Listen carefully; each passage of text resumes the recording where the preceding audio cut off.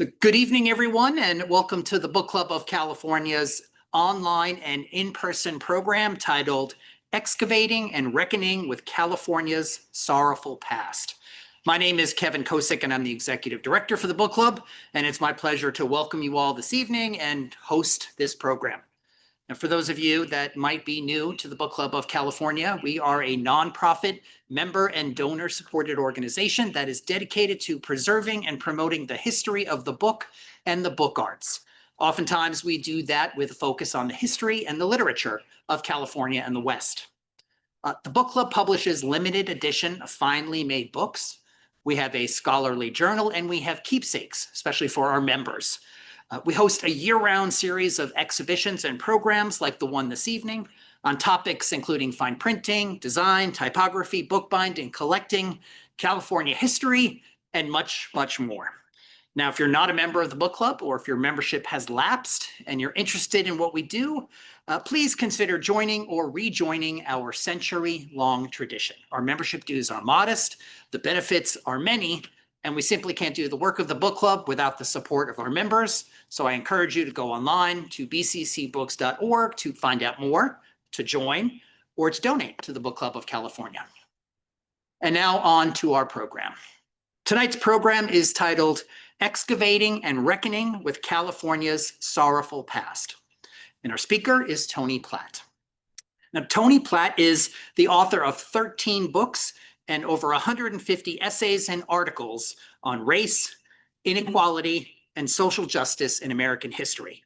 Among them, Beyond These Walls, Rethinking Crime and Punishment in the United States, Bloodlines, Recovering Hitler's Nuremberg Laws from Patton's Trophy to Public Memorial, and The Child Savers, The Invention of Delinquency. Now, in addition to scholarly books and publication, Platt has written for the Los Angeles Times, the San Francisco Chronicle, Nation, Salon, and The Guardian, and his commentaries have aired on National Public Radio. He completed an undergraduate degree at Oxford University and received his doctorate from UC Berkeley. He has retired from some 40 years of full-time teaching American history, public policy, and social sciences at the University of Chicago, the UC Berkeley, and California State University in Sacramento. Tonight, he will be talking about two of his books, both published by Heyday: Grave Matters, The Controversy Over Excavating California's Buried Indigenous Past, and The Scandal of Cal, Land Grabs, White Supremacy, and Miseducation at UC Berkeley. In both, he investigates the global trade in everything Indian that during the late 19th and early 20th centuries stocked public and university museums from Moscow to Berkeley. Now, if you have questions for our speaker, please wait to the end of the presentation. We definitely will have time for some questions. We'll take them from you here in the club rooms, but we'll also take them from you out there on Zoom. And you can use the chat and the Q&A functions on Zoom for your questions or your comments. And we'll curate a conversation from those at the end of the presentation. Now, our speaker does not have a full illustrated PowerPoint to share, so I'm going to end the screen share for those out there on Zoom, so you can see the speaker on your full screen.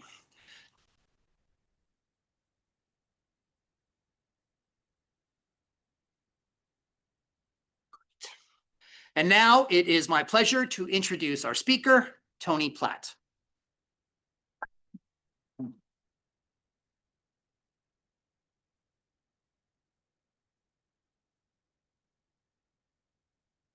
Thank you very much for the introduction. Thank you for the invitation to be here at the Book Club. Glad to meet you all here in person. Glad to meet you on Zoom. Very experienced with Zoom, having taught for about 2 years on Zoom at the university. I would just add to my biography that for the last now 10 years, I've been back at Berkeley as a research fellow, teaching occasional courses. I'm probably teaching my last class this semester in the legal studies program. Any of you here alumni of Berkeley or have relatives that went to Berkeley? Several people in the room have raised their hands. I'm not here to raise money from you. That's probably your usual experience of being tracked down by the university. So I've spent about 2/3 of my long life in and around Berkeley as a student, as a faculty member, as an ex-faculty member, as a resident, as a parent. I lived in the same house for 50 years, left 2 weeks ago to start living in Petaluma. A big traumatic change, but I think a good change for me. And I still travel to Berkeley to teach occasionally and to work on different projects.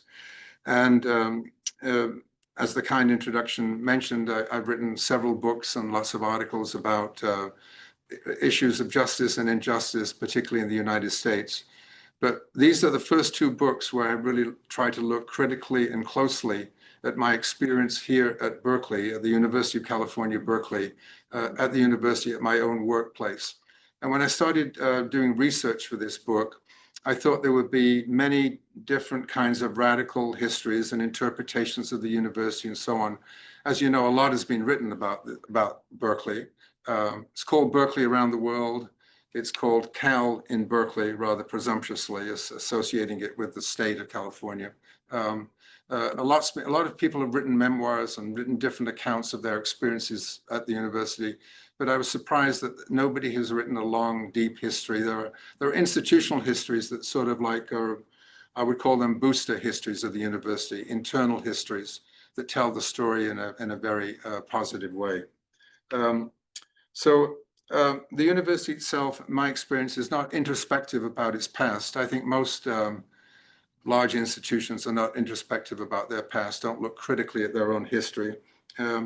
And I don't just say that about the administration, I also say that about faculty too. I'm surprised that many faculty members have not looked critically and deeply at the University of California, Berkeley. And I think trying to understand why I resisted doing that for a while, why other people don't do it, I think it has a lot to do with being at a very privileged elite university, and that you've done a lot to get to that university as a student, then you've done even more to get there as a faculty member. And then when you're there as a faculty member, you have to climb that ladder until you get job security.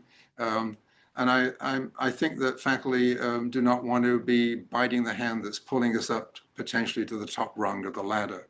It's the only explanation I have for why Berkeley faculty have not looked more critically, myself included until recently, at the past of the place where we spend so much of our time. I found that in my own personal experience at Berkeley in the 1970s, and then listening to other people's stories, that when you step out of line at an elite university, the punishment can be quite ruthless and quite quick. So for example, when I lost my tenure fight at Berkeley in the 1970s, I later found out that the chancellor who governed that decision, basically, that Chancellor Bowker, in a confidential memo to the committee that was evaluating me for tenure and so on, had accused me of being, quote, an orthodox Marxist. We know that like I'm getting my orders from the Comintern or something, you know, that notion of orthodox Marxism. It's the kind of language you might hear now from the Trump administration for other people talking about the hard left or Marxists on the left and so on. And then he went on, in his memo to say that the activism that I'd been involved in, both in Berkeley and elsewhere, around trying to bring urban police under some kind of control and stop violence, and particularly in poor communities, that the chancellor had said that my activism had, quote, contributed to the decline in morale and reduction in size of the Berkeley Police Department. At the time, I didn't realize that I'd had such an impressive impact on local policing. So that was my personal experience of like realizing that this is a system of power and everything is very comfortable and very agreeable until you step out of line. So these two books, Grave Matters and The Scandal of Cal, these two books are the first time that I've looked more deeply into the history of the university. And they both began as activist projects. They didn't begin the way that most research projects begin at universities, the way you come up with a topic and you write a research proposal and you get a grant and then you go out and do research and write it. Both projects began as politically activist projects. The first book started off in Humboldt close to a place called Big Lagoon. Some of you may be familiar with it, right on the coast, extraordinary place between, you know, what's left of the redwoods and the ocean. It's a small village where I've had a cabin for a long time, since the 1970s. And that project started there because I discovered that a few hundred yards from my cabin, a friend gave me a report that showed that back in the early part of the 20th century, people had come in and dug up graves very close to where our cabin is. And that I knew quite a bit about the history of Big Lagoon, of the place itself. I knew that it had been an important site of the Yurok tribes and other tribes that had come through that part, and that they got destroyed and driven out by the gold rush and the aftermath of the gold rush. But I didn't know anything about the fact that there had been graves there in the homeland of this village site and so on. And I didn't know that they'd been dug up by amateur archaeologists and professional archaeologists and anthropologists had come from different parts of California to do that. So the project started there, and it started there because not too long before this, our 40-year-old son had died, and before he died, he had a long-time illness. He'd asked to have his ashes scattered at Big Lagoon.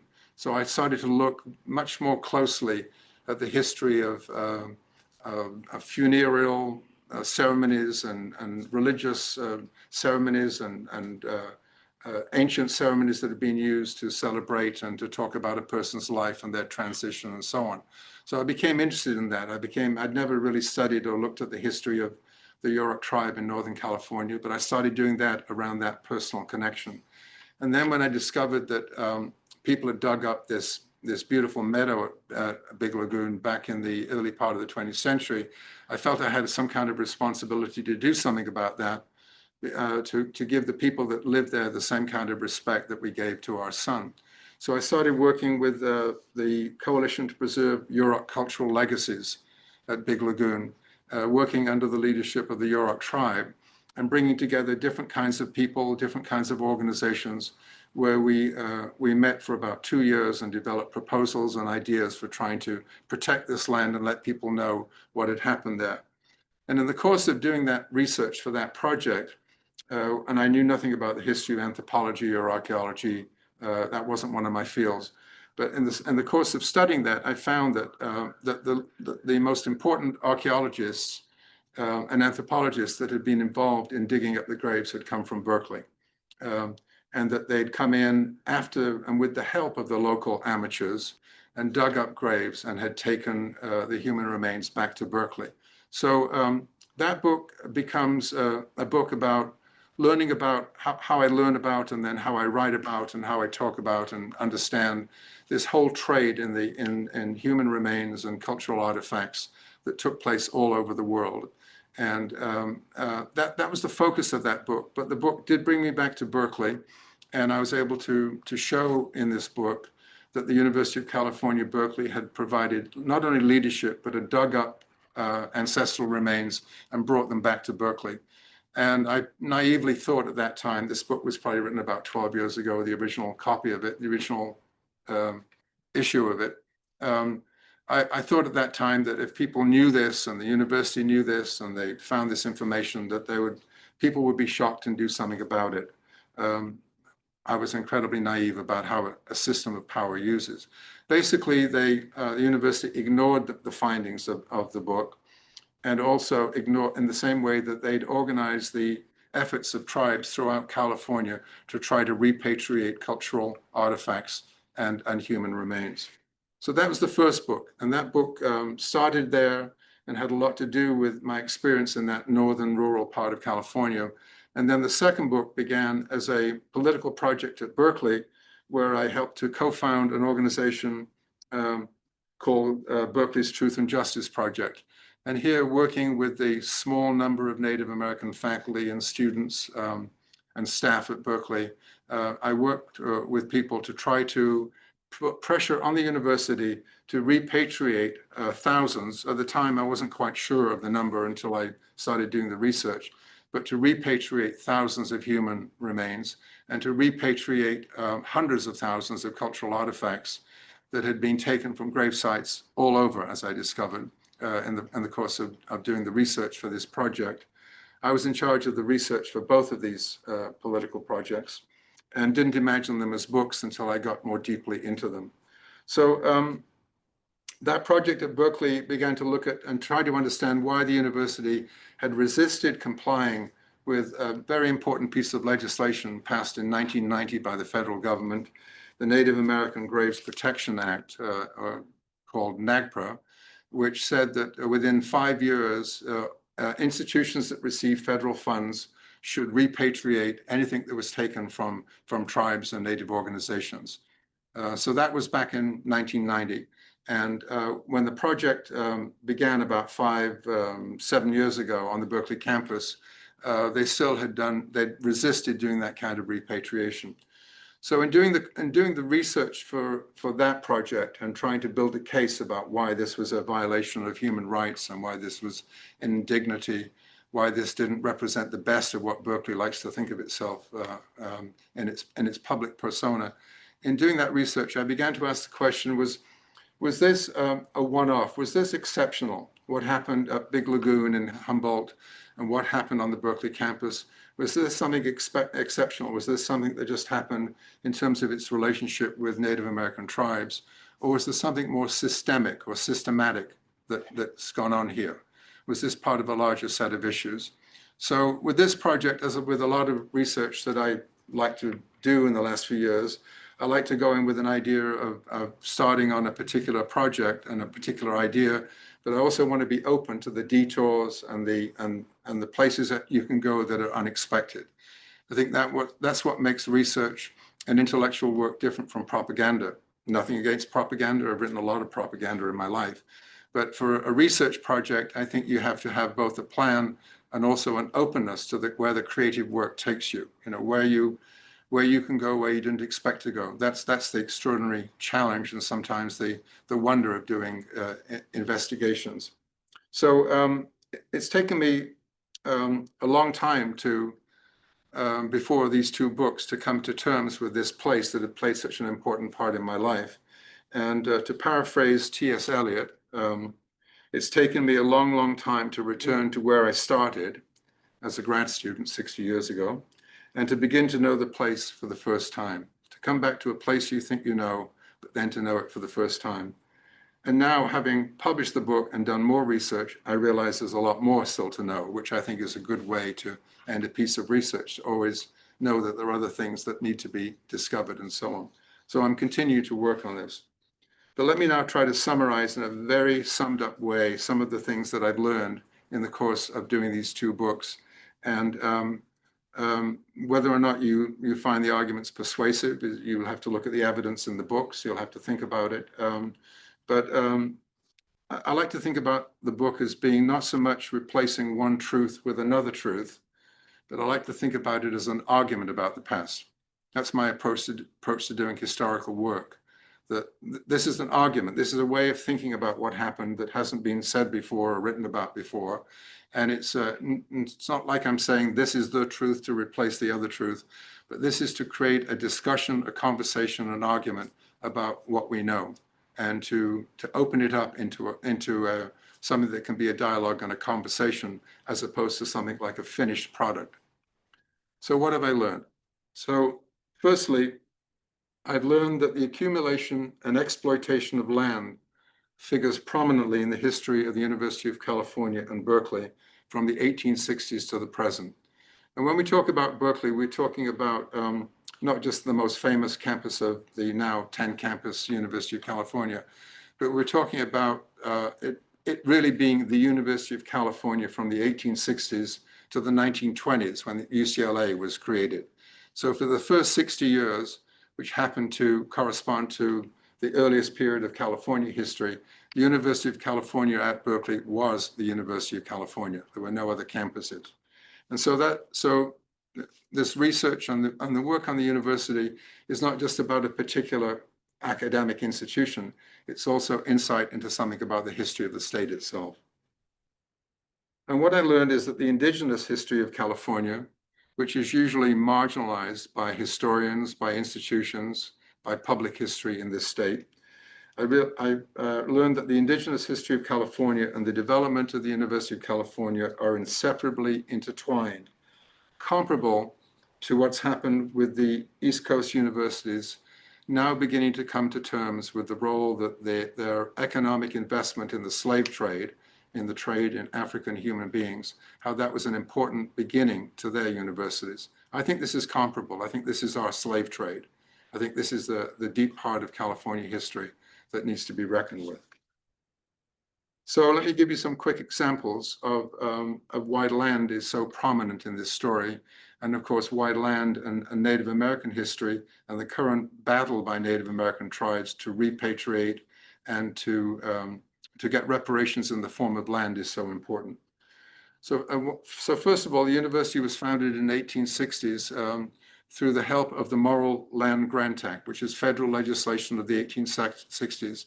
And in popular tales about the Morrill Land Act, which was passed under Abraham Lincoln's watch, it's always talked about as sort of being a way that education became democratized in the United States, because land was acquired by the federal government, and then it was given to various states, and various states could use that land and what was on that land, not necessarily to build a university. I don't think actually one university was built on Morrill Land Act, but to give the university that land and say, you can now invest that, you can rent it, you can sell it, you can keep it till it's more valuable, you can use that land. So most of the land that Berkeley got, the University of California got, the legislature then gave to the university, came from the Central Valley. It was very valuable, very important land. And probably for about the first 20 years of the university, the Morrill Land Act grants, the money that came from that, was a key part of how the university was set up and administered, maybe up to like 20% of its administrative costs for the first 20 years. So that's the first example. And usually when the university mentions the Morrill Land Act, or when political figures mention it, they talk about it in terms of democracy of education and so on. But the story that is now well known is that this land was appropriated from Native American tribes that in California had been run off the land and had their homelands destroyed and moved off the land, people either killed or criminalized or moved away from where they'd lived. They took that land in the wake of genocide in California. So that land and genocide and the beginning of the university and genocide is interwoven. A second example would be that the Berkeley campus itself, which was started in the 1870s, the building started in the 1860s and the 1870s, was built on an important Ohlone village site.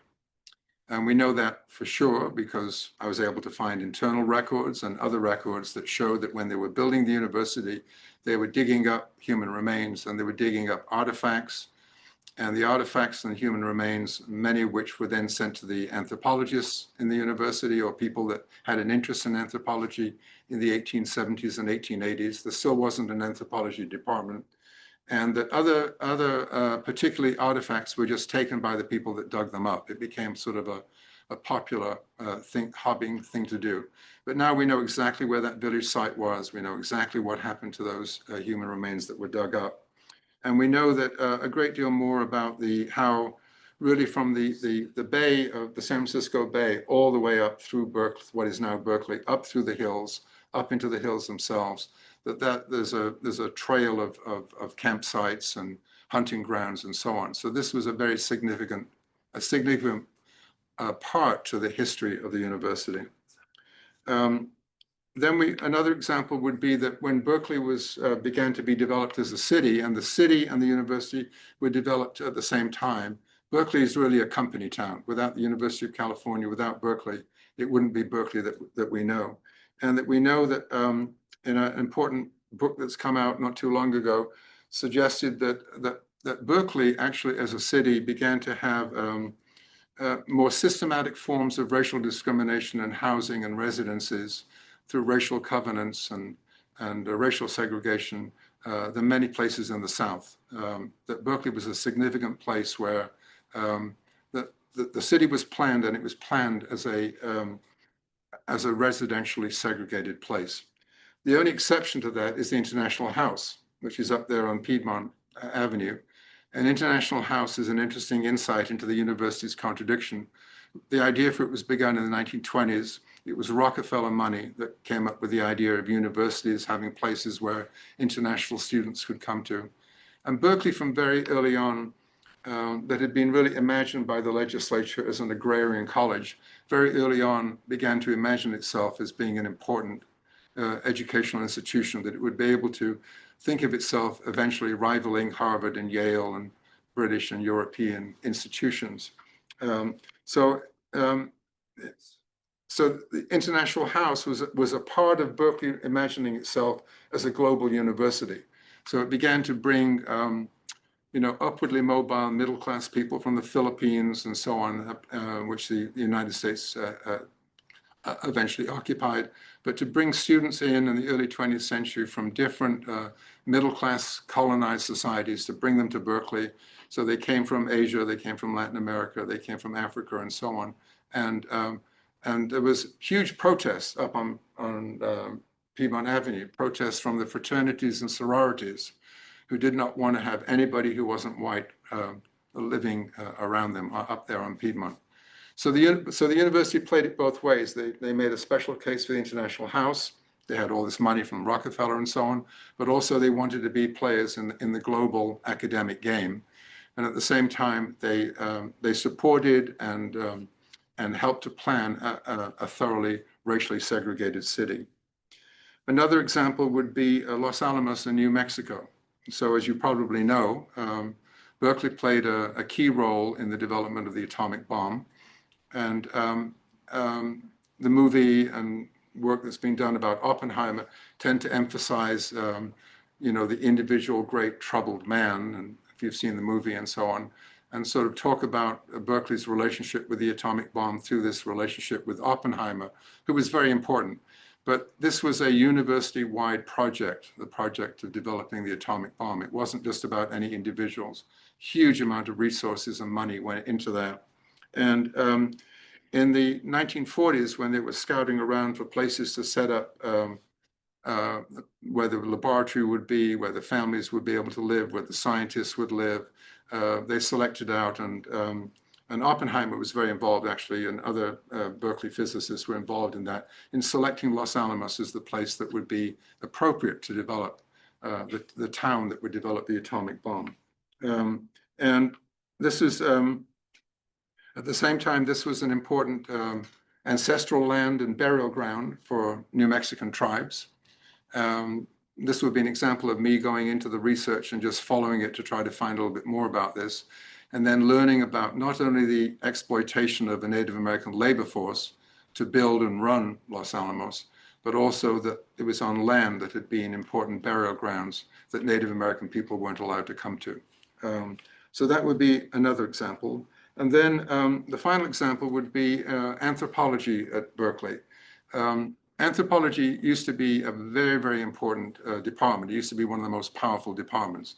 Today, it's electrical engineering and computer science. But in the early days, anthropology, which didn't begin as a department till the 1900s, but it was very, very influential.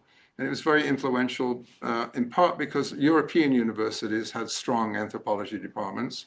So Berkeley was trying to copy those, but also because the main benefactor of the University of California in the early days was Phoebe Hearst. Phoebe Hearst of the Hearst family, who basically used the enormous wealth of her husband, George Hearst, after he died, and put a lot of it into education, and particularly anthropology. She imagined herself, and she was an anthropologist, an amateur anthropologist, but it was more than just a side interest of her. It was a major interest of her.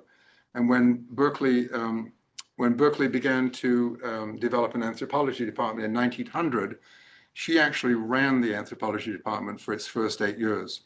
So, with philanthropists, they give money to an institution. They say, here you are, University of California, we're giving you all this money and we'd like you to go into anthropology. That's usually the way it happens. But she said, I want to run that department. And so people would send the budget for the department from everything from the salaries for the professors and the research to the plumbing, every aspect of the budget was sent to Phoebe Hearst. She would approve the budget and she'd send the money directly to the anthropology department. And she was particularly interested in Berkeley trying to emulate European universities and the Smithsonian in terms of anthropology being very, very involved in the archaeology and excavation of grave sites.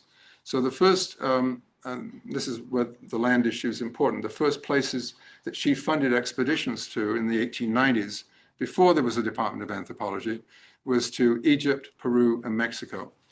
And I think that's a clue to how Phoebe Hearst and the wealthy backers of the university in the early days and the administration of the university in the early days imagined themselves being in competition with or emulating European universities.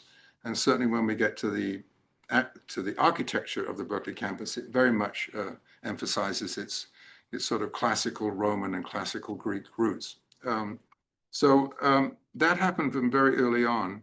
And over the next, until NAGPRA was passed in 1990, Berkeley was very, very active in this. And the university, by its own count, says that something like 12,000 human remains were collected over the period of, since the beginning of archaeology at Berkeley. Going through the data and the internal records, I think those figures were made up.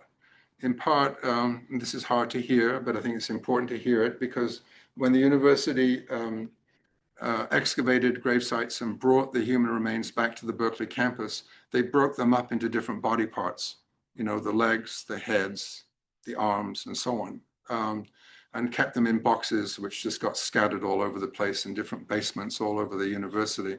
To be generous, I would say that minimally the university brought back over 20,000 human remains, and probably it's a lot more. I don't like to exaggerate a problem, but I would say it could easily be 30, 40, or 50,000. If it's just the hand of your great-grandparent, it's still a human remain, right? That relationship then of the university to land, because you're going into these grave sites and you're digging them up and bringing them back, and when you compare the first book I wrote, Grave Matters, with the second book, Scandal of Cal, I changed my mind about why Berkeley did this. So in Grave Matters, I made the argument, it wasn't my own argument, it was sort of a conventional argument by historians, that there was a lot of research going on at universities to try to understand, that they wanted to understand by looking at the crania and the body parts and so on, to see if there was biological and physical differences between white Europeans and everybody else. It was a racial science, but it was a science. I mean, they followed the norms of science to do the work. And I thought that's what motivated them, or that's what legitimated what they were doing and so on, even though turns out to be a science that has absolutely no validity, and that the science was used to try to prove the superiority of one group of people over the inferiority of others. So that's why we call it a racist science. But in doing the research for the Scandal of Cal, I came to a different opinion, and that the term that I use is not racial science, the term I use is hoarding. That the university got into digging up graves and collecting cultural artifacts and bodies and bringing them back the way that a hoarder might do, and just to get more and more stuff. And I came to that insight when I read the reports of the regents and the top people in the university, because this was something the institution was so proud of. We brought back 32 skulls from here, and we dug up 100 graves over here. I mean, this was something that there was tremendous pride in the institution that did it. And I think that they saw themselves then as being in competition with the Smithsonian and the British Museum and other places. And certainly, I would say that Berkeley accumulated more ancestral remains than any other university in the United States. And I think it's competitive, may outdo every European university as well. So this was the California style, we'll do it and we'll do it better and bigger and we'll do it faster and so on. So that by the time the anthropology department had been set up, they already had done this. So that's the first point about this intimate interconnection between land, indigeneity, and the university. The second thing is I've learned that Cal, the great public university, is pretty much a myth. if you were going to characterize economically the university, I would say it's a public-private partnership, or better yet, a private-public partnership. In the early days of the university, you had the money coming from the land that came through the Morrill Land Act, but you also had a tremendous amount of money that Phoebe Hearst and that sector of the wealthiest folks in California, a lot of women inheriting money from their husbands who had died, put it into the university. And Phoebe Hearst was very influential in bringing in other philanthropic families that wanted to give money to the university and be associated with it and so on. So that was a massive amount, that whole decision about how the university would look. And there, you know, they went to go around the campus, or you spent time on the campus. You know, you have the Greek theater that's supposed to look like a classical Greek theater. You have the football stadium that's, you know, modeled after a Colosseum, a Roman Colosseum, and so on. And so that early period of architecture is very much designed to implant the notion that this is we're bringing European civilization to the, you know, the barbaric West Coast here. And so I was very struck. I've spent so many thousands of times of walking onto the Berkeley campus and walking over a plaque that's on the campus there. And have you stopped at the entrance to any campus and seen the plaque that's in the ground just before you go into the university? Anyway, you might look for that next time. I walked over it so many times before actually looking for it. It's a small brass plaque, and it's at every entrance to every campus of the University of California. It says University of California. This is the property of the regents of the University of California, not the property of the legislature, not the property of the people of California, not the property of the governor of California. This is the property of the regents of the University of California, and permission to enter or pass over is revocable at any time, presumably for any reason, which is what they do, okay?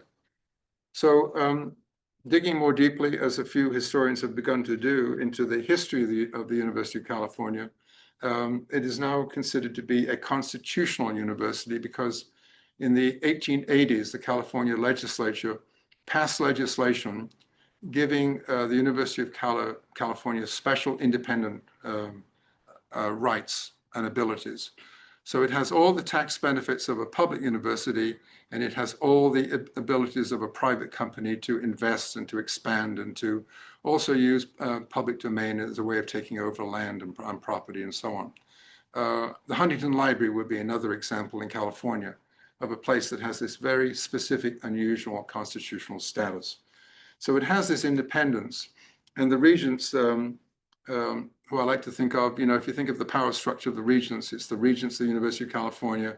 There are members of the high-level members of the political system, and then there are appointees, and they're there forever. And then they govern the university, and then under them is the University of California, the president's office, and then under the president's office are the 10 campuses. And I always like to characterize the regents as sort of being absentee landlords. And they're absentee landlords until something pretty critical happens, and then they intervene very quickly. So for example, right now, Berkeley has been told by the University of California and by the regents that they had to turn over the names of 160 faculty members and staff and students at Berkeley that the federal government is investigating for anti-Semitism. And they did that. They cooperated with that.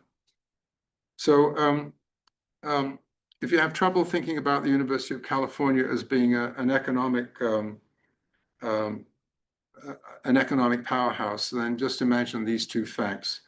That University of California today, the whole University of California, is the 8th largest landowner in California. First is the federal government, then you have the state government, then you have the 6th largest agribusinesses, then you have the University of California. And the University of California owns or manages the largest university-owned reserve system in the world. In addition to that, the University of California, through the regents and the top levels of the university, has an investment portfolio of at least $169 billion. So I think we have to understand the University of California as not just serving power, you know, not just doing what they're told to do by powerful institutions, but being a powerful institution in its own right. At least that's what the conclusion that I've come to. The third thing I've learned is that the so-called anti-war university, whenever I travel in Europe and see people, and people say, oh, Berkeley, the anti-war, free speech, the anti-war movement, that's sort of the public persona, very effective public relations on part of the university since the 1970s to create this mythology that the university is an institution, is anti-war and free speech. So it's ironic that the university associated with the anti-war movement and the anti-war movement goes back to World War I on the Berkeley campus. Activism doesn't begin in the 1960s, as most histories of Berkeley like to tell us. There was a very fierce anti-war movement on the Berkeley campus in the 1930s, that definitely organized and persistent, and people getting arrested and disciplined and expelled and so on, that leads eventually to the success of the free speech movement in the 1960s. So one of the things that I thought about a lot in writing the book is that when I looked at the regents and the early administrators of the university and some of the faculty members, I realized how deeply intertwined war and the university is. This is the other intertwining relationship of the university. I mean, it comes alive in the 1860s, right? So that you have the Civil War, then you have the genocide. And by the way, there used to be a debate amongst historians as to whether or not there was a genocide in California. I think the overwhelming majority of historians now agree that it can be called a genocide. Same kind of argument that's been going on about Israel and Gaza took place about whether or not we could call what happened in California to be a genocide or not. We can come back to that if you want to talk about it. But born in war is born in the invasion of Mexico and occupation of Mexico, about 1 million square miles, took place in 1846, 1849. The genocide took place after the founding of California. So that when you go back and look at the people that ran the university, the top faculty people, the top administrators, the top regents, many of them had been involved in war and would later on be involved in the occupation of the Philippines as well. So this, to think about Berkeley as being a war-related university from the very beginning until today, I argue in the book, counters this mythology as Berkeley, the anti-war campus. So, for example, in World War I, let me just go back a second, until the end of the 1950s, military service was obligatory for male students on the Berkeley campus, unless you had a medical exception or you had a wealthy family that could get you out of doing it. So if you'd come onto the Berkeley campus in the 1870s, 80s, 90s, 1910s, 1920s, 1930s, it would look less like a bucolic university campus and more like a military base. The military presence on the Berkeley campus was the central feature of what you would see and hear there. And then World War II, you have the systemic involvement of the university in the design, building, theory of the atomic bomb. Not only that, but then in running and supervising Los Alamos, the laboratory. And Oppenheimer was one of the people to help select Hiroshima and Nagasaki as the places where the bomb should be dropped, on the grounds that you could do that in daylight, there would be no military resistance, that it would be primarily women and the elderly and children who would be living there. So he knew that. And later on in life, when he was being questioned by a security committee about what happened and why he did it and so on, he uttered the very famous lines of, I did what I had to do at that time. So Berkeley not only then played a key part in creating Los Alamos and the dropping of the bomb and so on, but also helped to create the Bradbury Science Museum. So there's a military museum in Los Alamos that is very, very well attended. Berkeley, for most of its history, administered that museum, but did nothing to run it educationally. So when I visited there, maybe, I don't know, the first time, maybe 15, 20 years ago, it's like a propaganda for atomic war. And, it gives you all the gory details on the history of how the atomic bomb was created. But there's no critique there. There's no debate about, was this Was this a crime against humanity? Was this the only decision that was, could other decisions have been made? There's nothing like that you would expect from a museum. And similarly, to my sorrow, the Lawrence Hall of Science, which I took my kids to, many of you probably visit. Yes, you visit the Lawrence Hall of Science. It's an extraordinary museum. It's very creative and very brilliant and so on. And they have a huge teaching program to teach primary and secondary teachers how to teach science in the schools in public education. A massive program. Many teachers go through that program. But there was nothing in the program about the ethics of science. There was no component on the ethical issues involved in science. And there's nothing in that program that says, what have we learned from Berkeley's involvement in science and the atomic bomb? So that to me is a very striking example of an educational institution just giving up on having any responsibility for raising the hard issues that we need to know about. The fourth thing I've learned about Berkeley is that Berkeley, as I said, played a significant role as the brains trust for the new university, as advisors, as the ideas people, as consultants and so on, in building the new state and the university. But they also played a very significant role in developing the public educational ideas about the history of California. In the book, I call it the California story, sort of a semi-official story. It's usually a story of progress. You know, we came, there was nothing, we set up science, we set up knowledge. You know, we brought Greek and Latin wisdom to the West Coast, and we created a civilization where there was no civilization before. And that, in some ways, the impact of that, what I call the California story, the impact of how that's been taught to generations of students is in some ways more damaging than the digging up of the graves and taking the human remains. I still meet students in Berkeley who went with their school when they were younger to visit a mission, you know, never learned anything about what the missions were really doing, who never heard a counter history of the California story, never understood things, that are coming to this for the first time and are shocked. So that story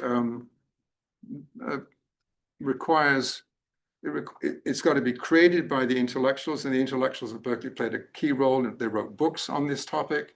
They were interviewed by journalists and popular writers. Popular writers was a bit like, you know, it was a bit like Facebook today. I mean, everybody was reading histories of California. It was adventure. It was a, you know, it was a glorious story. It was a story of progress. It was a story of there being nothing and then something happening there. And so one example of this that I think is important is that from the very early days, the key slogan of the University of California, that the chancellor still uses it in his sign-off on letters to us, is Fiat Lux. And Fiat Lux is above the Say the Gate. It's, if you, next time you walk through Say the Gate and look up, you'll see the sign there that says Fiat Lux. Fiat Lux being Latin for let there be light. And the origins of let there be light comes from the first book of the Old Testament. There was darkness, there was darkness, and God said, let there be light. That's where that imagery and that slogan comes from. So right from the beginning, the university institutionalized a lack of curiosity and knowledge about what had been here before. You know, how did people survive for 5,000 years? And what did they do? And what did they create? And how did they change over time? Part of the California story emphasized the argument that indigenous people in California had been stuck in the past, you know, like amber in the ground, that they never changed, they never shifted. And that's why, yes, bad things happen to them, and it's really sorrowful what happened. But on the other hand, you need progress, and progress needs to break a few eggs, right? So that slogan of Fiat Lux became embedded in the way that the university imagined itself of bringing civilization to a place where there'd been no civilization. And since the 1870s, the university has required continual silencing of any kind of serious investigation of the university's past or its responsibility for these different things that I just talked about here today. You would think, you know, the university when I started going to grad school, people talked about the university aspired to be a free marketplace of ideas. Remember when that used to be sort of a notion of what a university could be? But if you look at this history of the university, it has a very narrow view of what ideas should be. And it did that in terms of its public education role, but also internally as well. Finally, I've learned that there's a long history of student activism at Cal, going back to the early 20th century, decades before there was a free speech movement. And I've also learned that every major effort to democratize the university, to open its doors to the diversity of ideas and people, to welcome freedom of political speech, to support land-backed reparations to tribes and indigenous organizations, and to oppose militarism has been led by students and by activists, and been opposed and usually repressed by various administrations, and at times by its faculty and students. So in the early part of the 20th century, there was a huge divide among students on the Berkeley campus. The fraternity groups, the sorority groups, the conservative right-wing student groups, the American Legion was very involved with them, really took on, there were battles that took place between them and leftist and progressive students. So going back to Chancellor Bowker, I mentioned him earlier on in terms of what he said about my competence. When he was interviewed after his retirement, what Berkeley does, which is, I think all the campuses do that, when chancellors retire, they do long oral interviews with them and go through incredible detail about what that administration was like. And so I read that. I was curious about him because in particular, he helped me lose my job in the 1970s. I was interested in how he looked back on that past. And in that interview, this was a candid moment of honesty that he probably regrets saying, because he was asked about how he dealt with student protests. And now I'm quoting, he said, "Sometimes you have to crack a few heads." Not very chancellor-like, not very polite, but very, very accurate, in terms. And I would actually say not just a few heads, but a lot of heads. And I've also learned that some of California's most successful activist movements at Berkeley, and here by success, I mean making a difference, I would say the right to organize politically on campus, that campaign really began in the 1920s and 30s, finally successful with the free speech movement. The movement to end the war against Vietnam. Berkeley had an extraordinary set of teach-ins about the war in Vietnam and mobilized thousands of people against the war. Played a very important role in the anti-war movement. Activists helped to create a public park close to the campus, People's Park, when there was no public park there. They helped to launch the National Disability Rights Movement. Berkeley played a very critically important role in that movement. They also played an important role in the disinvestment in South Africa's apartheid regime. So that was an extraordinary successful movement. Nobody could have imagined that being successful in the 1980s.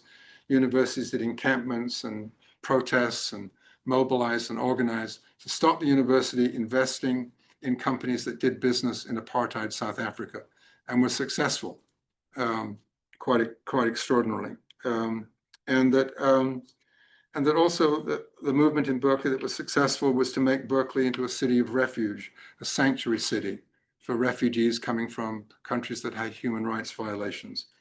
All of those movements that I think had a degree of success in terms of either creating or participating in a movement that made significant change. All of those movements involved the participations of students, staff, faculty when they finally realized they needed to get on board with social movements, and community activists. That there was a considerable amount of integration of what went on in the town and what went on in the gown. That South Side community, which we now know because of the debate around People's Park, but that was a very vital cultural, political community. Low rent, a lot of artists lived there, a lot of cultural workers lived there, a lot of political activists lived there. And so when I went back and looked at some of these movements that had some success in the past, I was convinced enough to make the argument that there is an interrelationship between community and the campus, that the two were very much involved. And that explains how the university in the last 20, 30 years has been on a campaign, I think, how conscious it is. I think it's very conscious to basically destroy that community. People's Park being the last vestige of that community that's now gone. And that one way of thinking about this is this severs the possibility of community and campus activists working together, of Berkeley being a community of people that live in the city as well as go to school at the university, those ties have been destroyed. So I know now from personal experience that the university serves power, but now I understand from writing these two books how powerful it is in its own right. When the university is raising money from alumni, for those of you alumni, you probably got the latest memo from the chancellor asking for money. And in that memo, he says, Cal's legacy is one of bold ideas and courageous action, a place to embrace diversity in all its forms. That's often the kind of pitch that's given to alumni when they're trying to get money, to emphasize the mythology of how the university stands to be a progressive university.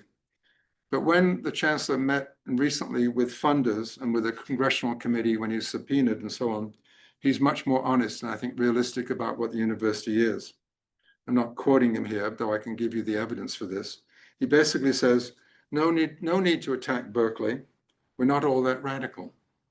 We have the record for the nation's best results in readying students for venture capitalism and startups. And we shouldn't be ashamed. This is the first time I've heard a university administrator say this. And we shouldn't be ashamed of our involvement in the nation's security.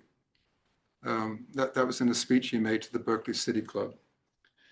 And he also said that we agree with, when he was talking to the congressional committee, he said, we agree with you that anti-Semitism is a growing problem on the Berkeley campus, and we're doing something to stop it. What's interesting about the so-called crisis of anti-Semitism on the Berkeley campus is the university has used none of its researchers to investigate this hypothesis, this claim. Berkeley has people who are so skilled at polling, at survey research, at community research. I mean, we have some of the best people in the country. The university has not said, okay, well, there's this claim of anti-Semitism being rampant on the Berkeley campus. Let's investigate that. So, so this has now become sort of a fact on the ground. We can come back and talk about this if you want. But my sense is that compared to the 1930s, when there was real anti-Semitism on the Berkeley campus, there was a quota for the number of Jewish faculty. Jewish activist students were selected out and arrested and disciplined. There was a widespread prejudice that was publicly expressed about Jewish faculty on the campus. Many Jewish faculty left, even though they had jobs here, because they couldn't stand the atmosphere on the campus. So we have that history of real anti-Semitism that took place in the past. So when the university doesn't try to investigate that and accepts it as a fact on the ground, it then makes it possible when I go to other universities and when I go to Europe or when I get emails all the time, what's the problem with anti-Semitism on the Berkeley campus? It's been a very, very successful campaign. So it came to me as no surprise that in the current moment now in the university, that the University of California is an example of what historian Timothy Snyder calls anticipatory obedience to the Trump administration. We now have no more requirements of incoming faculty to discuss DEI. We have no more policies of a university not investing in countries where there are violations of human rights, as they did in the 1980s around South Africa and apartheid. And one of the reasons Mandela came here when he became president of South Africa was to thank the Bay Area communities for that movement to stop investments in California companies. There's no overnight encampments that are now allowed on the Berkeley campus, unless it's just to show support for the football team. And accepting again, as I said, without investigation or evidence that anti-Semitism is rampant on the Berkeley campus. To edit Charles Dickens, early on in the beginning of the talk, I quoted T.S. Eliot. Now I've edited the first few lines of Charles Dickens' Tale of Two Cities. A lot of editing. It's the worst of times. It's the age of foolishness. It's an epoch of incredulity, and it's the season of darkness. In conclusion, my personal view is that the university should be a place to cultivate teaching and learning. And the harder the issue, the more important this responsibility. Rather than think of education as an asset to be acquired by individuals, sort of be all that you can be as the individual, I imagine it as a collective resource for public well-being and public use for social justice, not social injustice.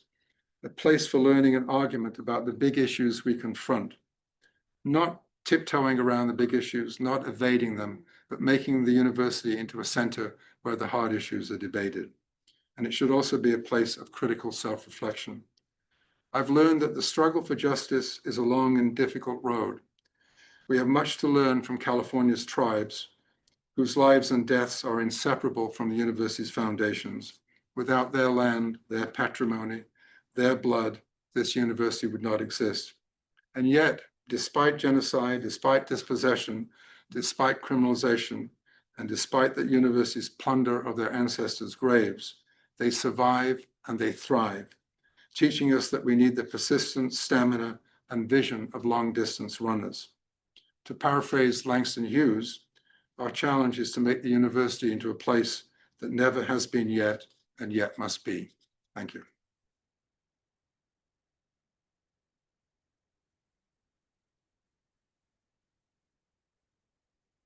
So we're at the top of the hour, and I want to make sure if you want to grab a book and get that signed by Tony, you can do that. But we'll take one or two questions from or comments here in the room. John, So Tony, speak up so it can be recorded. the University of California published a book on commission in 1960s. Yeah, books, photographs by Ansel Adams. Right. Arguably the great photographer. And he actually managed to avoid anything controversial in that book. And I was just reading Antigua. The university has republished that book. And it's mediocre. They compared to what Stanford, they had been commissioned to a lot of books around the Bay Area. But the one on that campus, these are whitewashing. There were cute photographs there. Yeah. But he did that. Now let me ask this: you got to Berkeley in what year? I arrived in '63. Oh, way back. Yeah, way back. I was a camp follower of free speech movement. So I'm a bit young. Can I just say something about that book, though, quickly? Yes, please. Before your next question. If you haven't seen it, I suggest you look at the book that Caleb Foote and Dorothea Lange did. You know this book? Caleb Foote was a law professor at Berkeley, a very extraordinary life. He went to prison twice during World War II, once as a conscientious objector, and secondly to object to the encampments for Japanese Americans. And when he got out, and he then worked with Dorothea Lange. All her photographs are in this little pamphlet, and he wrote the text for it. It's a whole critique of what happened and how it happened. It's a very extraordinary book, not as well known as it should be. So you were in Berkeley since '63, and I only arrived there in the '70s. I visited in the '60s, and I remember your forwards. What was your story then about the police department, and what got you in trouble, and were you involved in activism on the South Side? And I know the area. I used to work in Mosby. Yeah. I mean, I've been in Berkeley now 45 years. What was the story about your thing with the police department? So I did my degree there, and then I went and did my postdoc at the University of Chicago. And then I came back to Berkeley to that same program, the School of Criminology, to be a professor there. And the School of Criminology was the longest and oldest criminology program in the country. And it was a pluralistic department, from very conservative people to liberal activists with what was going on in Washington, D.C., and then a radical wing, a left political wing that was involved in critiques of the police and calling for community control of the police and so on, sort of the predecessor of the Black Lives Matter movement that happened later. And the university then basically, as a result of that and other work that we were doing, closed down that whole program and moved the surviving faculty to the law school. It's a long story, but and I always used to think that the university did that because they really disagreed with the fact that a small number of us were talking critically about prisons and police. But I really think now that that was a lesson to other departments and other people on the campus, that we will get rid of one of the oldest and most important criminology program in the country. We will, there'll be no more undergraduate, masters, and doctoral degrees. Faculty that don't have tenure will go, and we'll set up a sort of sanitized version of it in the law school, which ironically is where I am now. And that's a long history. That's what I mean by personally learning from that history. Do we have another comment or question here? So maybe right before we wrap up, you could tell us what's next for you. This is the second edition of, right, the Scandal of Cal that Yeah. just came out. This is the new paperback edition with a new introduction. So since doing this book, and I've now started to do a lot more research. I don't have a book in mind. I can't imagine doing another book, but doing research on the economics of the university, and also trying to understand the history, particularly of activism going back to the 20s and 30s. And my wife, Cecilia O'Leary, who's a historian, and I have a contract to write a historical walking guide of the Berkeley campus, which surprisingly has not been done. There's plenty of guides of the Berkeley campus, and some of you have probably been on the official guides of the Berkeley campus. But we thought we would take some of the research that I've done and some of the work that other people have done and make a walking guide that gives you a different kind of history. So I'm trying to think about different ways, and now in a very difficult time at the university where these kinds of ideas, people are saying, you know, shut up, be quiet, we shouldn't be talking about these things, it'll just draw more attention to the university.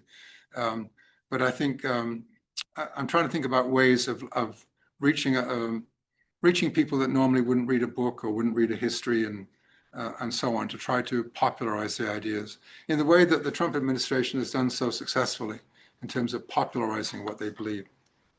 Great. Well, join me in thanking our speaker, Tony Platt. There are some questions in the chat and the Q&A, which I'll share with you, or have Jacob share with you afterwards. Okay. Get some maybe responses to our members. Thanks everyone here in the club rooms for joining us. If you aren't interested in the book, please come up. Tony, I'm sure, is going to sign a couple copies if you're interested in acquiring one for your library. We hope to see you again at another book club presentation soon. Thanks everyone, and have a great night. Thank you.